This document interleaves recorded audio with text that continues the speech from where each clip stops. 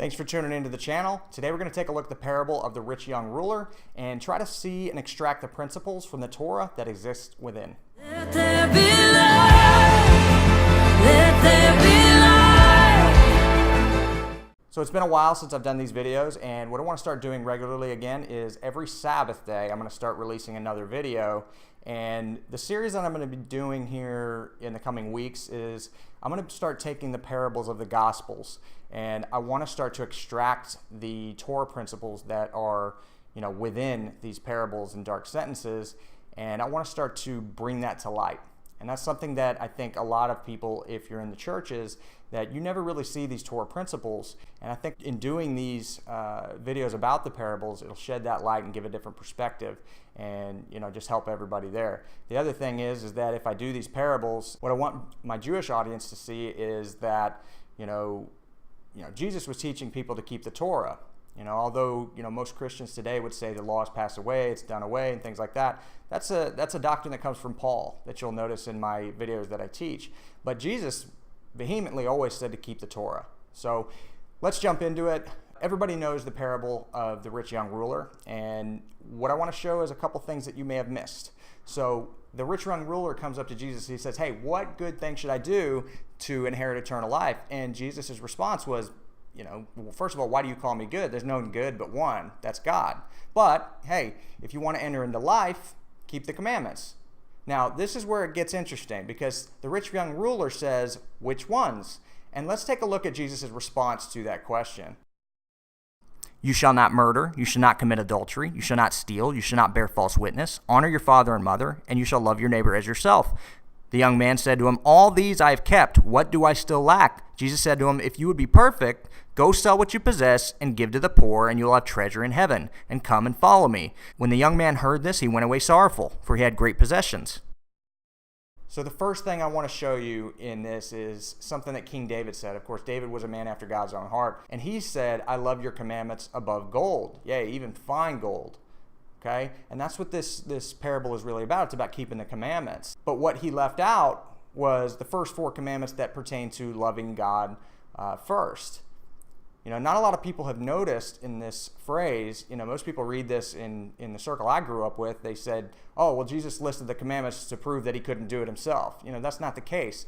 If you'll notice, he only listed the commandments that had to do with loving your neighbor as yourself. And that is exactly what this rich young ruler said. Hey, I've kept these.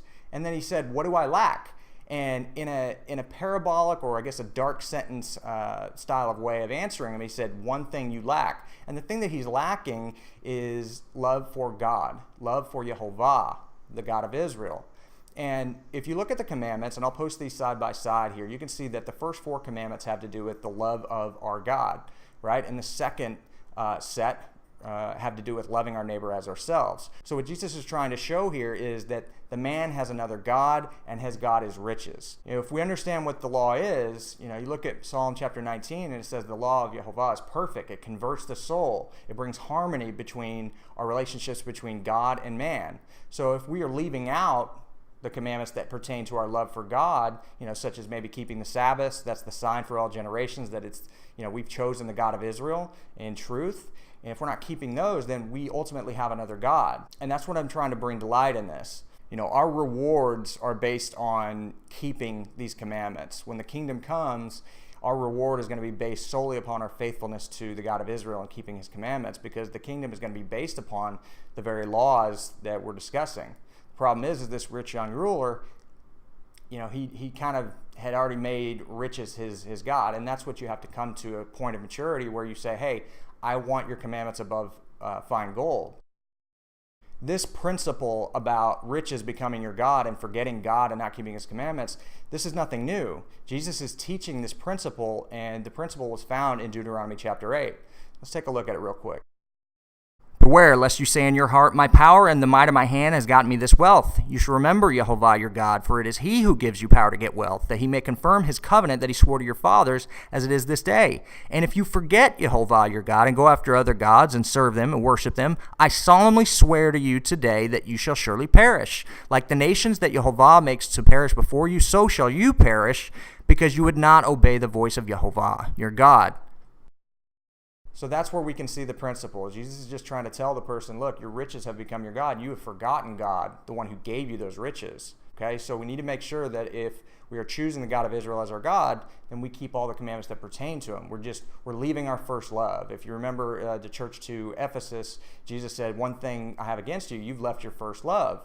And if we understand that the first love is Jehovah and the second love is our neighbor, most are keeping the ones that have to do with loving, their neighbor as themselves, but they have forgotten God and the ones that pertain to our connection with him.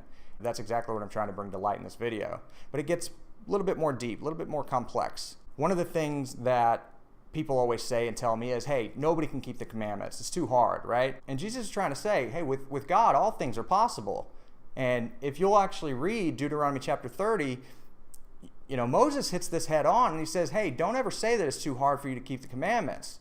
All right, take a look at Deuteronomy chapter 30, verse 11 through 14, and you're going to see Moses saying, hey, don't ever say, who's going to go up to heaven or who's going to go across the sea and teach it to us. Moses is saying, no, it's very nigh in your heart, right? It's nigh in your heart. You can do it. You can do it! You can do it! You can do it! You can do it! You can do it! You can do it! You can do it! You can do it! You can do it! You can do it! Don't ever say it's too difficult for you. And the choice is, as Moses lays out in this chapter, it's a choice between life and death. When Jesus mentions to the rich young ruler, hey, if you want to enter into life, keep the commandments, that's what he means. This principle is found all throughout the Torah. Obedience to God tends to life, and disobedience to God tends to death. Therefore, choose life. Okay? Israel's sole existence in living in the land is tied into its obedience and faithfulness to the God of Israel. This is why Israel was exiled from the land in the first place. And it is that faithfulness and return back to God's laws that will bring them back to the land and bring a redemption. This is what we wait for.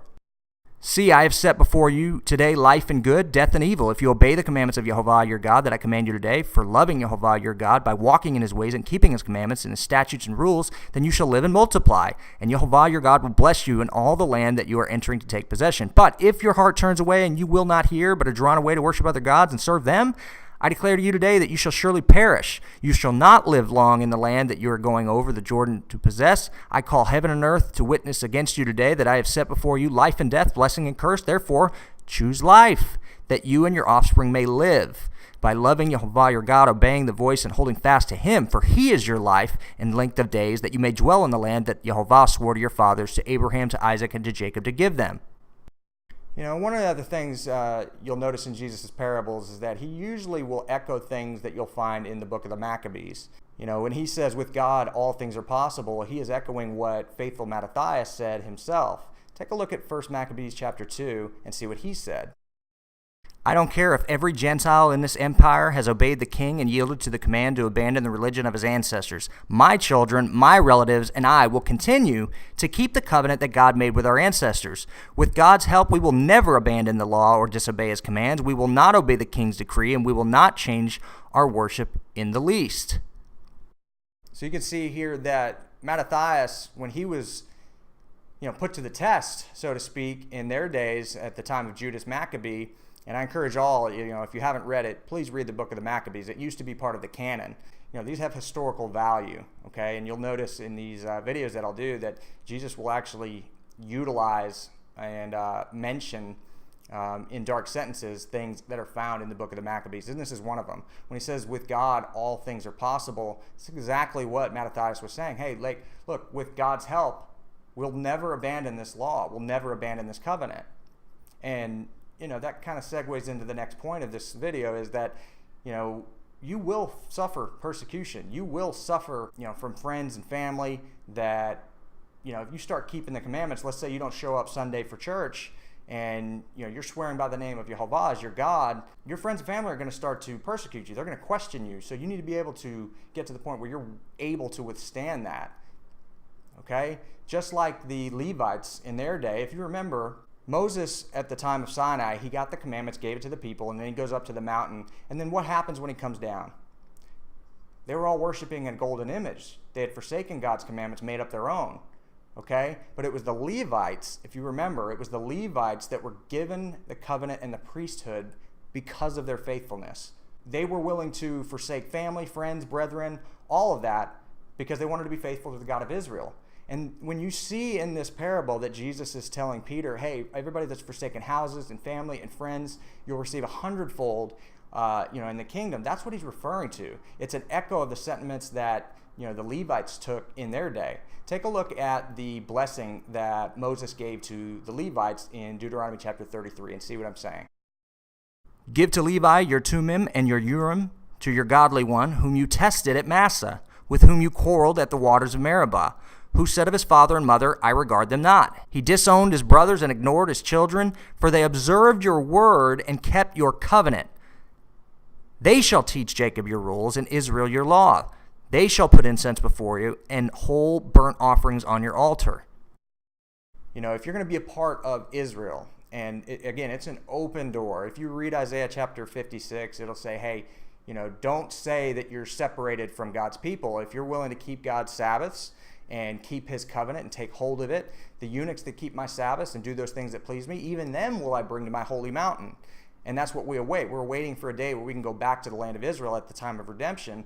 And, we just have to stay faithful until that time comes. But if you're saying, hey, well, I'm not born of blah, blah, blah, I'm not a Jew, I'm not that, it has nothing to do with that. It is a choice that every individual has, that you either want the God of Israel or you don't, in truth and faithfulness. As you start to realize what these parables are, and you start to realize what Jesus means by follow me, that means keep the covenant. And that's going to raise some eyebrows from friends and family, just like the Levites did. You're going to have to be willing to stand the gap, and that's going to cause division. In all honesty, that's what Jesus said he came for. He said he didn't come for peace. He said he came bring war, came for division. And that's what he's alluding to. If you're going to keep the covenant, that means that, if you're growing up in the church and you say, hey, I don't go to church on Sunday, I don't worship Jesus, I worship who Jesus worshiped, that's going to make people scratch their heads because they don't have an understanding of what Jesus was saying in these parables. And I'm hoping that these videos will help the Christian audience understand what Jesus is saying in these things, because he uses a lot of parables and dark sentences to try to get his points across that you're not going to understand unless you know what the law of God is. You're not going to catch these things that I'm showing. The whole goal is for you to overcome. And what that means is you just simply obey God's voice again. That's it. That's what overcoming means. But if you're going to do that, you will suffer persecution. You're going to suffer persecution. You're going to have to be willing to walk alone. But it's not something that happens all at once. So don't put a ton of pressure on yourself. But I'm hoping that these videos will, plant these seeds in people's hearts and minds. And then eventually when the day comes, the choice is going to be easy. It's, hey, Jehovah is our God. There is none else. And that's very hard for people to comprehend in the beginning. It wasn't easy for me in the beginning to wrap my head around the fact that, I wasn't praising Jesus anymore, but rather I'm looking at the guy and he's worshiping the God of Israel. That's what we should do. And this isn't a video about Jesus being the Messiah or anything like that. I have another video on that if you want to watch it. But I think it's healthy to take these parables and extract the Torah principles, and this will be a common denominator that we all can take a look at together. Okay? So, hey, Jesus says, follow me. Just do what they said in the Maccabees, and that was when Mattathias, came around the crowd and said, all those that are faithful to God's covenant, follow me. Just do the same. But most people in the church are like this rich young ruler. They have left their first love. Okay? Go back to your first love, and that is Jehovah. That's the one thing you lack. Okay? So again, I hope this video is a help. I hope that you just love Jehovah's commandments above gold, and just never forget God. If you have wealth, that's not anything wrong, but you should always remember that it's Jehovah who gives you that wealth. All right? And when you get that wealth and when you are blessed, you just bless Jehovah for giving you those things and keep his commandments. That's what Deuteronomy 8 is telling you, and that's what Jesus is alluding to in this parable. One thing you lack. Go sell what you have, give to the poor, and follow me. Let's keep the covenant. All right, so I hope this video is a help. I'll be doing more videos every Sabbath and taking these principles from the Torah and showing you the hidden things that are in them, and try to find common ground between both sides, and hopefully this will unite everybody. But thanks again for watching. Have a great rest of the day, and Shabbat Shalom. Let there be